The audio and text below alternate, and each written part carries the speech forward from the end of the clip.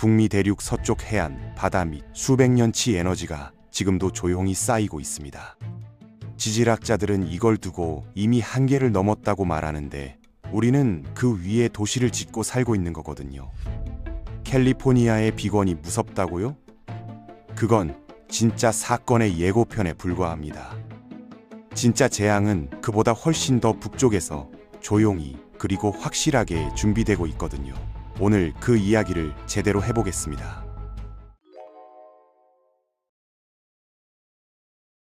지구 표면은 여러 개의 거대한 판으로 나뉘어져 있는데 이 판들이 느리지만 꾸준히 서로를 향해 움직이면서 작은 판이 큰 판 아래로 밀려 들어가는 섭입 구조라는 게 만들어지게 됩니다. 이 구조가 생기는 곳에서는 엄청난 압력이 오랜 시간 동안 축적되는데 칠레, 일본, 인도네시아처럼 역대 최강 지진들이 집중된 지역들이 바로 이 섭입 구조 위에 자리 잡고 있는 거거든요. 이 지역들은 태평양을 둘러싼 불의 고리 위에 있고 지난 60년간 기록된 규모 9 이상 지진만 해도 칠레 1960년 9.5, 알래스카 1964년 9.2, 인도네시아 2004년 9.1, 일본 2011년 9.0이 있습니다. 그런데 이 불의 고리에서 딱 한 곳만 오랫동안 잠잠해 보였는데 바로 북미 서부 해안 캐스케이디아 지역이었습니다. 지진 기록도 없고 재해 흔적도 없어 학자들조차 이 지역은 안전하다고 믿었죠. 그런데 사실 그게 아니었던 겁니다. 이 지역의 진짜 얼굴이 드러나기 시작한 건 1980년대였는데 실마리는 의외로 태평양 건너 일본에서 왔습니다. 일본 고문서 속에 원인 불명의 거대 해일 기록이 남아 있었거든요. 출처도 모르고 지진도 기록되지 않아서 고아 쓰나미라고 불렸습니다. 수십 년 뒤 과학자들이 이걸 추적한 결과 1996년에 이 쓰나미의 발원지가 북미 대륙이었다는 사실이 밝혀졌습니다. 발생 시각은 1700년 1월 26일 밤 9시였고 규모 9.0짜리 지진이 북미 서부 해안을 강타하면서 그 충격파가 태평양을 가로질러 일본까지 덮쳤던 겁니다. 이 사건을 실마리로 과거 기록을 파헤치자 원주민들이 세대에 걸쳐 전해오던 이야기들도 다시 조명받기 시작했는데 땅이 흔들렸다, 바다에서 거대한 파도가 몰려왔다는 구전들이 전설로 흘려들었지만 사실은 생존자들의 증언이었습니다. 일본의 문헌 기록과 원주민들의 구전이 맞물리면서 이 땅은 오랫동안 조용했던 게 아니라 엄청난 사건을 품고 있었음이 드러났고 그제야 사람들은 이 지역이 얼마나 위험한 땅 위에 세워져 있는지 깨달았습니다. 캘리포니아 북부 케이프 멘도시노에서 캐나다 밴쿠버 섬까지 해안에서 약 200km, 바깥 바다 밑에 길이 약 1100km에 달하는 단층이 뻗어 있는데 바로 캐스케이디아 섭입대입니다.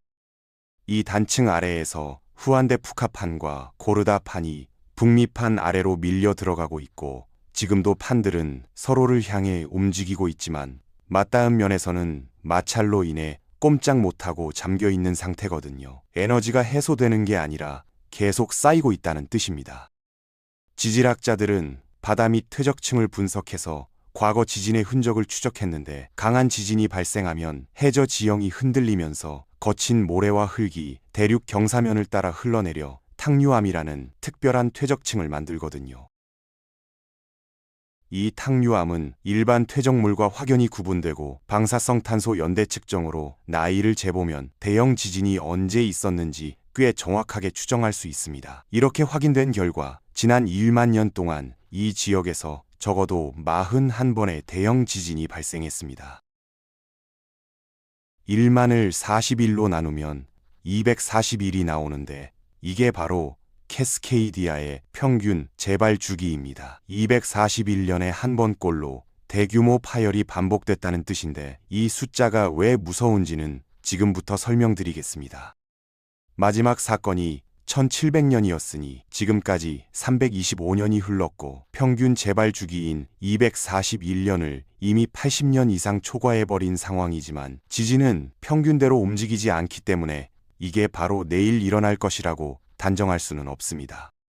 하지만 현재 지질학계는 향후 50년 안에 규모 8.2 지진 발생 가능성을 37%로, 전체 단층이 동시에 파열되는 규모 9.2짜리 초대형 지진 가능성도 10에서 15%로 추정하고 있습니다.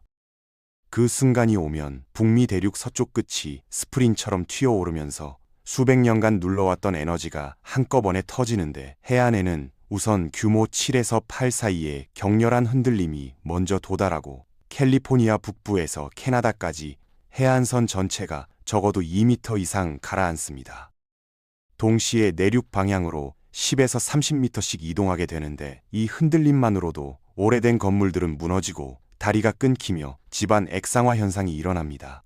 액상화란 단단하던 땅이 갑자기 물처럼 흘러내리는 현상으로 그 위의 건물은 그냥 꺼져버리는 거죠. 더 무서운 건 그 다음에 옵니다. 해저 지형이 수십 미터 단위로 요동치면서 엄청난 양의 바닷물이 한꺼번에 밀려나고 1000km 길이의 물벽이 무서운 속도로 해안을 향해 돌진하게 됩니다.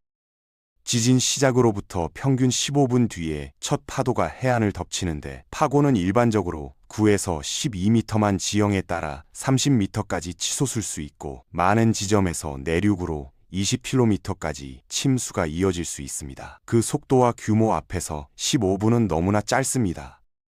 이 영향권에 들어오는 면적이 약 36제곱킬로미터로 시애틀, 타코마, 포틀랜드, 세일럼, 올림피아 같은 굵직한 도시들이 줄줄이 자리 잡고 있고 약 700만 명이 살고 있는 지역입니다. 예측 시나리오에 따르면 사망자 약 2만 명, 부상자 약 4만 명, 이재민 최소 200만 명 수준인데, 1906년 샌프란시스코 지진 사망자가 약 3,000명, 허리케인 카트리나가 약 2,000명이었다는 걸 생각하면 그 규모가 어느 정도인지 감이 올 겁니다. 그렇다면 그냥 기다리는 수밖에 없는 건가? 라는 의문이 생기는데요. 2004년 인도네시아 쓰나미를 계기로 미국과 캐나다는 실시간 해수면 감지 시스템을 구축했고, 지금은 지진 발생 5분 이내에 첫 경보를 발령할 수 있는 체계가 갖춰져 있습니다. 캐스케이디아 단층의 경우 경보가 주민들에게 전달되는 시간까지 합산하면 약 25분의 대피 시간이 확보되는데, 물론 짧다는 건 맞지만 아무것도 모른 채 당하는 것과는 완전히 다른 이야기입니다.